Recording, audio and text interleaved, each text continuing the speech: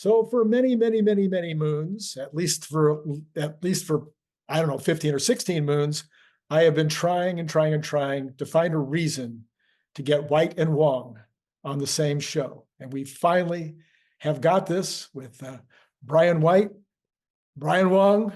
Do you know that you can't even like short do it? You can't even do like Brian W and differentiate between them. It drives me crazy. But both Brians, great to have you both on board. And then down below in another corner, we have the famous Bradford Ferguson, and that gives me 3 B's and only 1 R. So I don't know how this is going to work out. You guys are ganging up on me. But I will tell you that the subject matter for the show is wild and crazy because it was thought of by Brian Wong. And he's a futurist, and he likes to think outside the box. And somehow he was looking at a picture, and all of a sudden the picture started to have new meaning to him. And Brian called me and said, Randy, we need to do a show on this. So yes. Brian, take it away. What in the world did you figure out? Okay, so the main thing is this photo from sources in China of the, this is, I guess, from Grace Tao. So she released it a couple months ago, a month ago, when they said that 45% complete for the Shanghai MegaPacktory. And when I was looking at it, I realized that it was bigger than Lathrop. In particular, when you look at things like what looks like a semi-truck, which can be about 72 feet long if you have a full-size 48-foot trailer plus the front vehicle and stuff like that. In the United States, they tend to be 72 feet long, but other ones can be shorter, 60-some feet. So if it's 60 feet, then this thing, based on me measuring, how many millimeters it is on a blown-up screen, looks like it could be about 700 feet by 1,600. If it's slightly smaller, based on, again, I don't know exactly what kind of truck that is, then it might only be 600 by 1,350, which is about, and also there's a building down below in the, You're talking about bottom here. You're talking about only the top building, Brian, this one? I'm only talking about only the top building. Okay. Only the top building. And there's a building down below, and that is looking about like, I don't know, 300 feet by 300 feet or 250 by 250.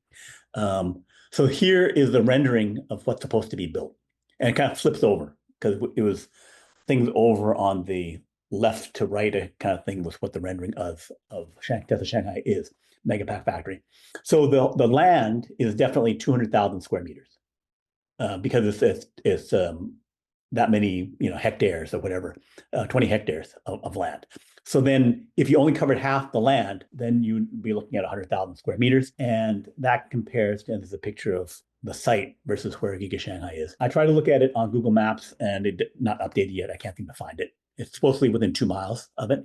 So here from the video of the Lathrop from Tesla is the factory in Lathrop, which is on 700 Darcy Parkway. And then I put that up on the Google Maps, and Google Maps has a precise, like here's 100 feet or whatever.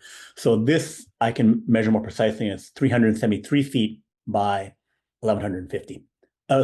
So about 440,000 square feet, 40,000 square meters, which is what Wikipedia sources say it is. So the 373, if we're in the 600 some to 700 some, we're looking at double the width, and it's longer.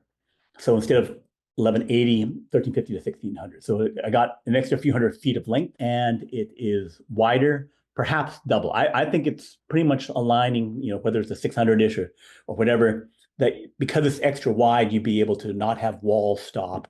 So you can then pack in, if this had 2 lines, you can pack in 4 lines into Shanghai. So that means, to me, at a minimum, we're looking at 80 gigawatt hours, fully built out. Plus, we don't know what the other 2 buildings are for, and that also helps it.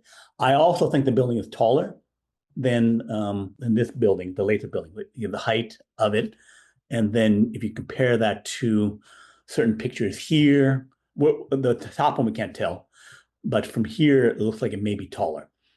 Which in the other factories for cars, the height of Austin, I think, is higher than Fremont, et cetera, because they went to a multi-layer, three-dimensional, doing more things to upper floors, dropping in battery packs kind of thing.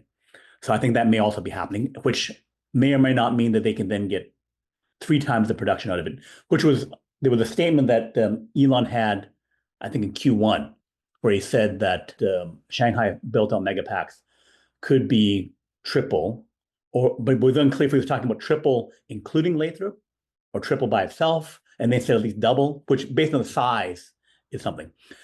So several important factors I see here. One is that definitely Tesla Shanghai Megapack factory is not a cookie cutter copy of Lathrop. It is definitely bigger. It is not a cookie cutter copy. And then people who have made, like Larry Goldberg, made some projections about what would happen with the energy. And then he had it topping out at 159 gigawatt hours in 2028. And that was with him saying he was going to add in a few more 40 gigawatt hour factories. If the new size is 80 gigawatt hours, or if the next one becomes bigger at 120, then I see, the ramp being far better and could go up to, like 720 gigawatt hours in 2028 instead of the 160, because you're just building bigger factories going on.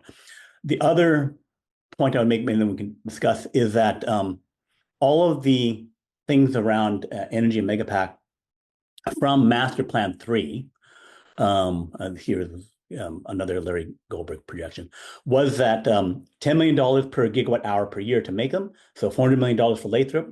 If the same costing factors are in Shanghai, we're at 800 to 1.2 billion. 10 gigawatts of wind produces about 30 terawatt hours. That'd be about 10,000 megapacks. And then you have to replace them every 20 years, roughly. 1,000 gigawatt hours would equal 3,000 terawatt hours per year. If you did that over 6 years because of like AI demand, then we're looking at needing 1 million megapacks over 6 years, which if you divide by 6, then you might leave 8 large factories of demand for every terawatt hour of demand you have from AI, which may only be the demand once. I have some projections from semiconductor analysis about going to 2030, data centers needing in that 3,000 terawatt hour range, up from far lower amounts in 2024, and then possibly needing up to 8,000 terawatt hours. So these are all, again, ballpark estimates because we don't know how fast it's building. There was a rumor that announcement, I think, from the head of North Dakota's government officials involved with data centers and things, mentioning that 2 $125 billion AI data centers were going into North Dakota, and that would need in the range of 2 to 5 gigawatt hours initially each, and then increase from there. North Dakota has 4 gigawatts of wind, and is going to add another 6 gigawatts of wind. So, we're looking at, just in one state, a large amount. And then they also have a lot of natural gas to power that. Yeah. So I think then also with the AI demand, Master Plan Part 3, published early last year, is out of date because it does not assume anything about AI demand. And AI demand would be global, and any AI demand data centers built in North America, Canada, and the United States would presumably not have much competition from China-made battery storage companies. So basically that's it. So growth looks like it's going to be at least twice as fast, and that will have material benefit from that. So now we can discuss and go back to the slides whenever. So let me see if I can encapsulate this and see if I got it right. You can tell me if I got it right or wrong. You and I have gone over this a couple of times.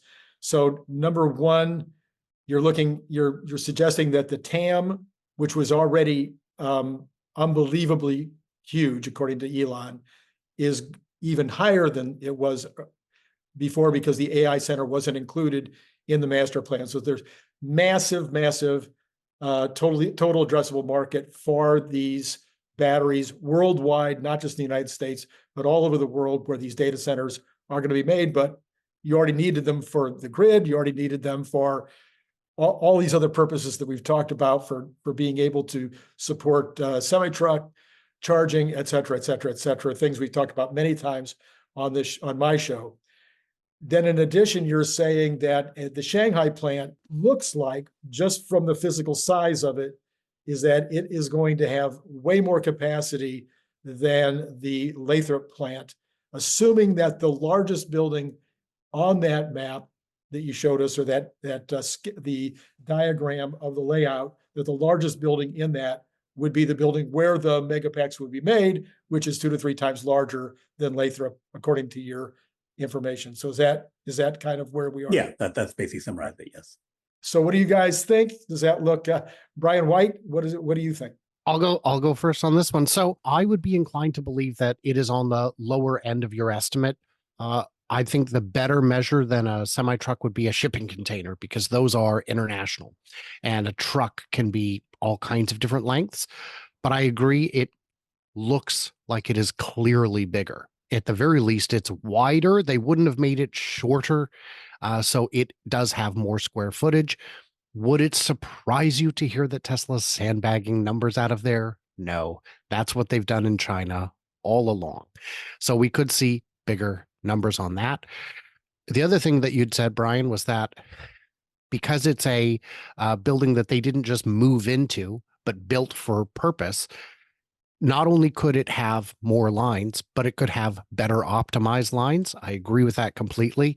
If you know where your columns are, you don't have the kind of dead space you might otherwise face. I don't know that they would employ cubic space in the way they have with automobiles, because automobiles are a lot lighter, and bringing in things from cubic space when they weigh, 58,000 pounds, 82,000 pounds, it gets to be tricky. I appreciate Larry's numbers. Those are all great. What I'd be curious about, and not right now, but later in the discussion, is the residual income that we get as this business grows, because there's the maintenance fees, there's the ongoing royalties or auto bidder type things. And in the US, my concern for growing Megapack is a battery supply. These need LFPs. Tesla is installing their own LFP equipment that they purchased from CATL. But those, I believe, will go into cars, because with the cars, you get the $35 to $45 per kilowatt credit. And those credits, as far as I can tell, do not apply if they go into something that is not an automobile. But if you want to import the batteries, those are now going to have a massive tariff, just like solar panels or cars. So I'd be curious to know the fate of where cells would come from in the US, if anyone has any thoughts on that. Well, from the sounds of it, it sounds like maybe Tesla's going to be importing more equipment from CATL to build more LFPs. Like once they get this line going in Gigafactory Nevada, maybe they'll do even more if the tariffs end up going up from batteries coming from China. One thing that's stood out for me, Brian, is that dream picture of the Megapack factory in Shanghai. There's these small buildings. Maybe you can pull it up. There's these small buildings on the side that the Megapacks come out. So I'm going to nerd out for a moment here.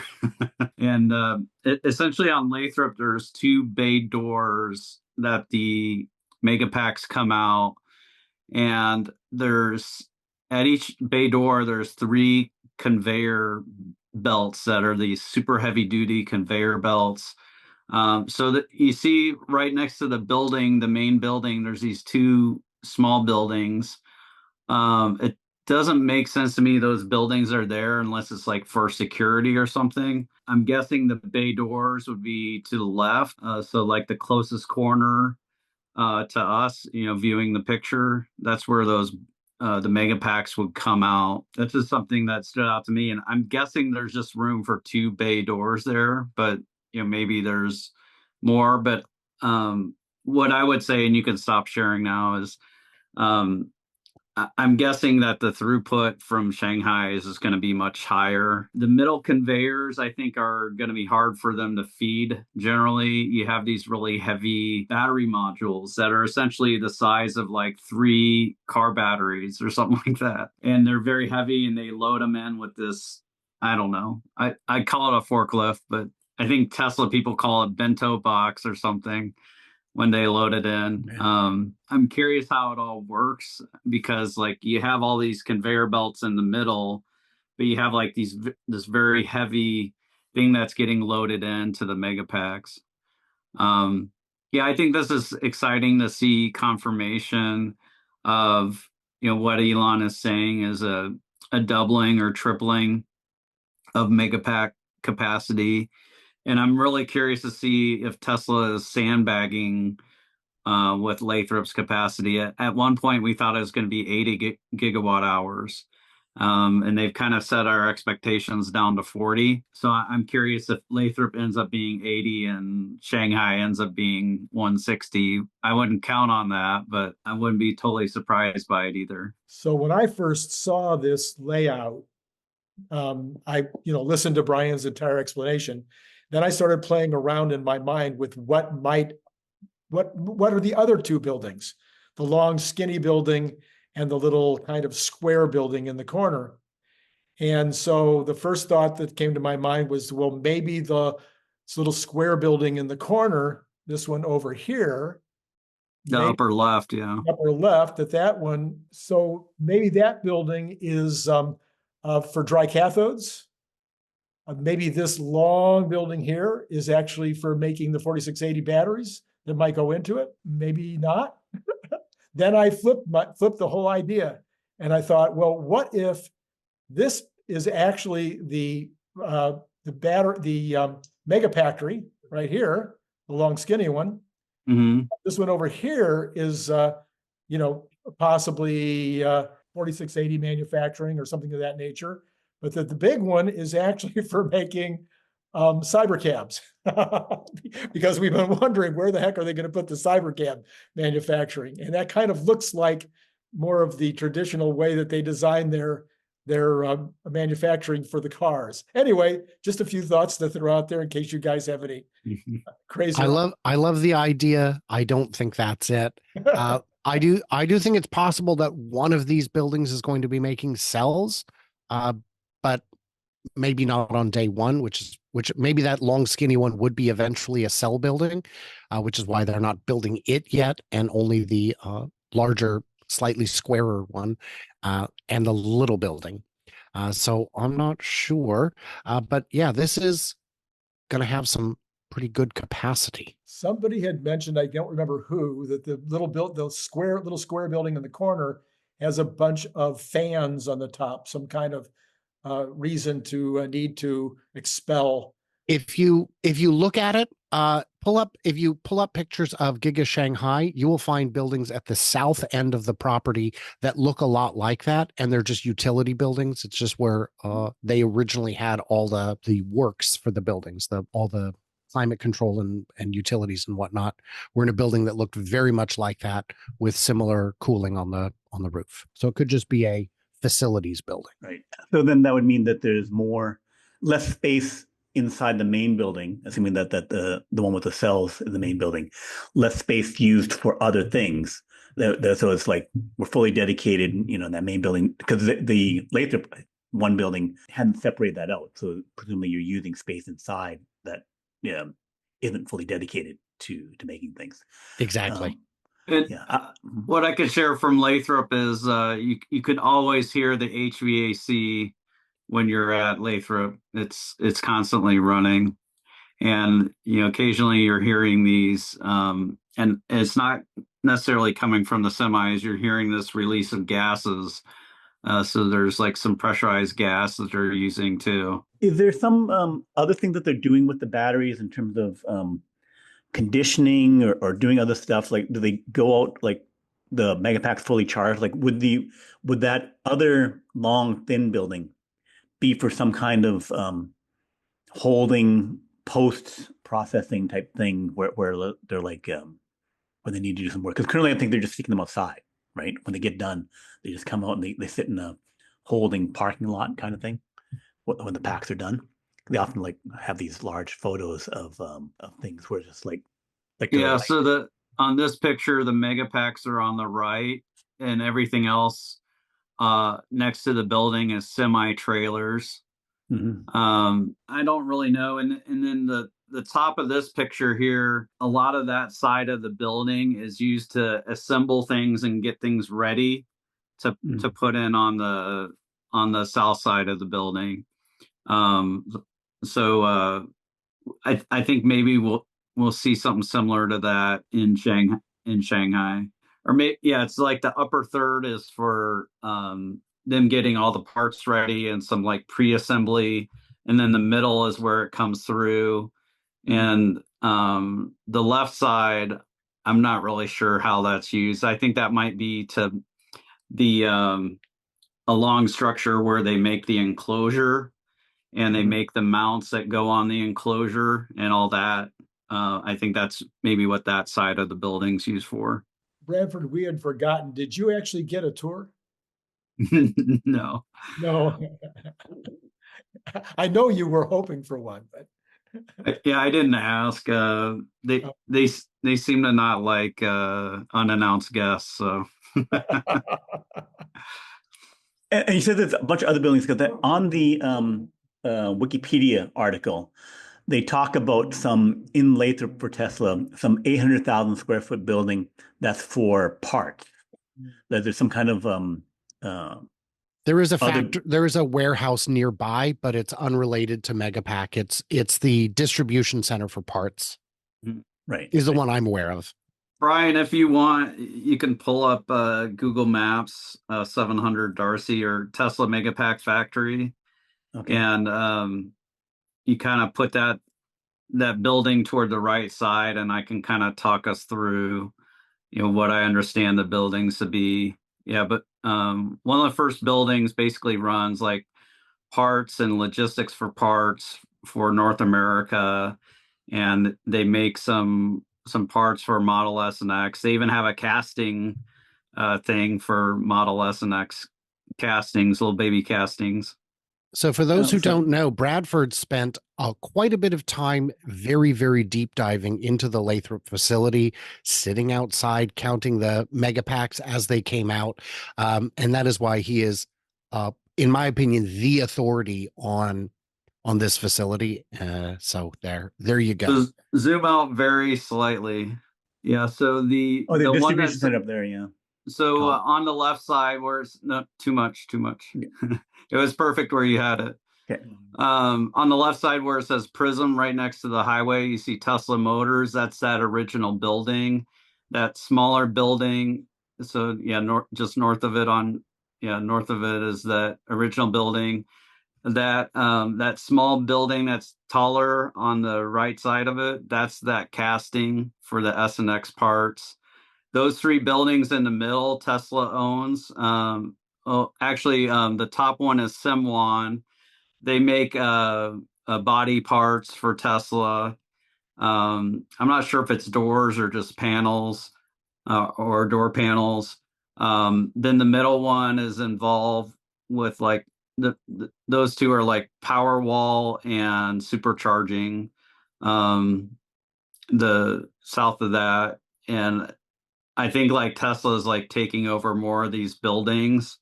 When I was there, they didn't yet have the couple buildings just south of the Megapack, but also that to the north, that really there's a very large building now. Yeah. Distribution center. That's brand new.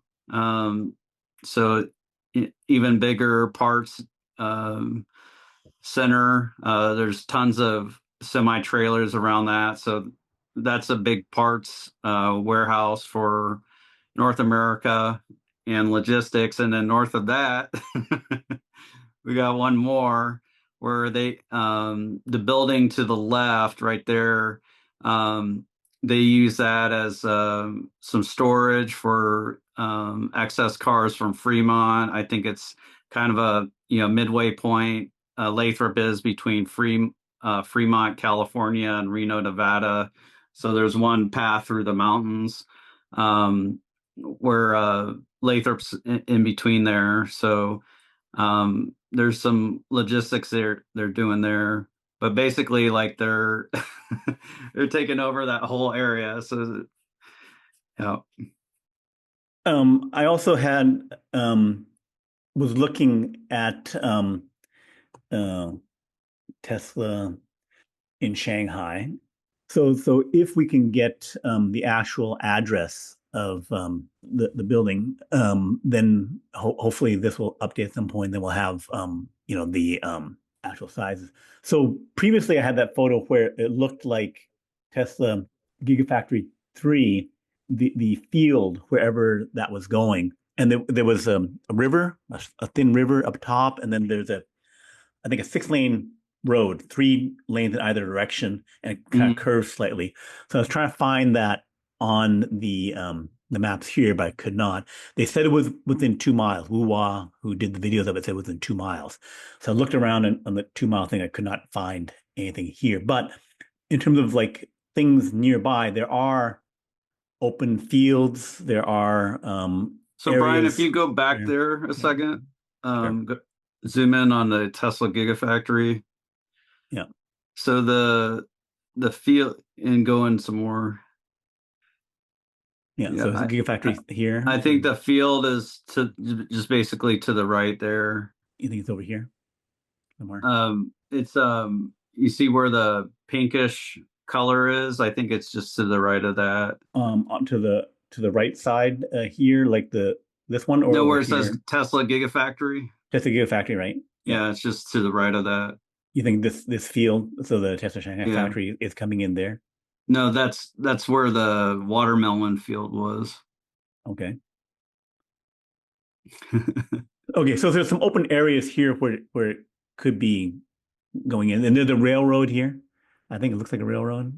Could you show the work in progress for the Megapack factory in Shanghai? I want to ask Brian White. I want to call you Brian Wright because we got White and Wong. Yeah. So Brian White, you let's see. Yeah, go to that presentation, that work in progress for Megapactory Shanghai. I got the wrong one up. Okay. Brian White did extensive work looking at Giga Texas as it would go up, and color coding, percent complete, based off of how long certain structures were visible. Yeah, there we are. They're calling that 45% complete. How do you think about this, Brian White, when you think about percent complete and how fast they'll be done? China speed's totally different than Texas speed. So when I saw this picture, it was already a few days old, and now it's weeks old. I would say 45% is about right. The grading takes less time in Shanghai because the ground is flat and level. You don't have to grade it, but you do have to get really serious footings in, which isn't too difficult. But they've got the footings in, all the foundations are in, all of the steel is vertical. At this point, I'd say half the roof is done. So within probably 2 weeks of this picture, the building was sealed off and loading in began. So I would say this picture, 45%, absolutely. So they said it was 60%, but they didn't give a new picture.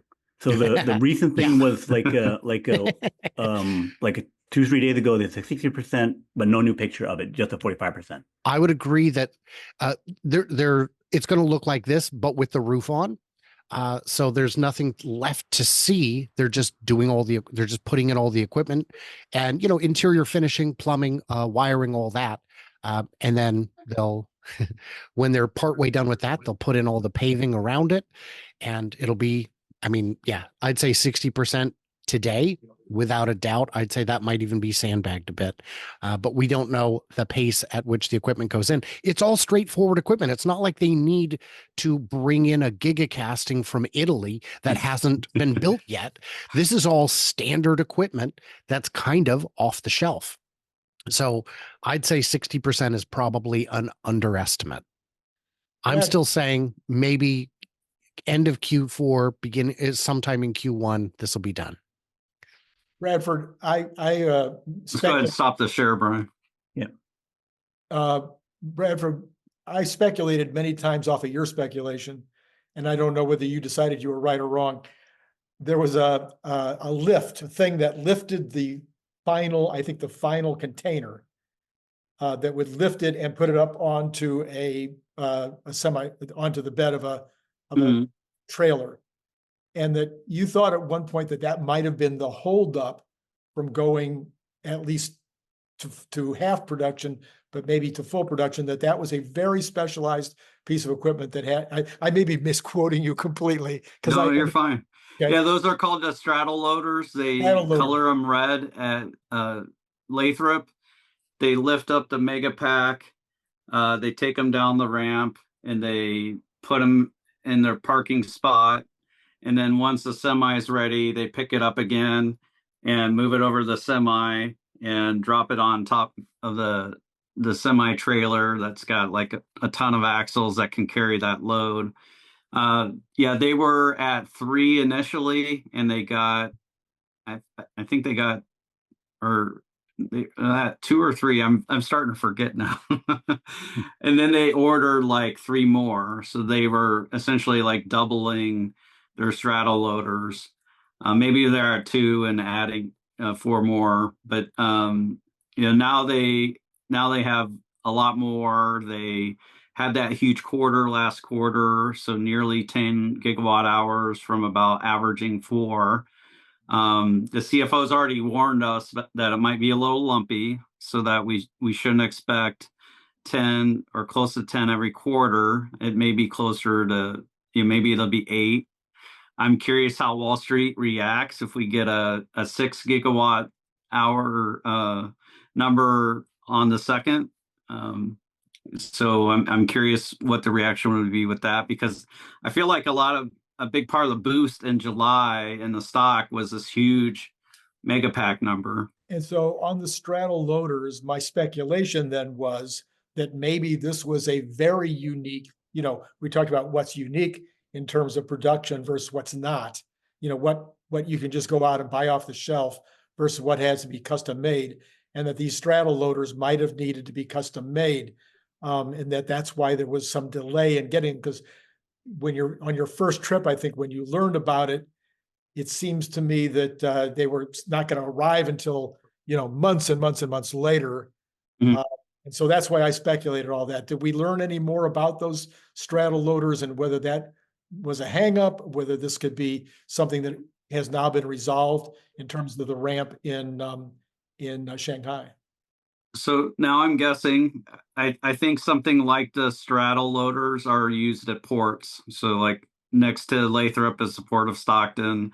You're basically lifting shipping containers, you're moving them places. And I think at the ports, they're more beefy, they're probably larger. They don't need them to be, you don't need to stack things like 3-4 containers high at Lathrop. So you don't need something as big.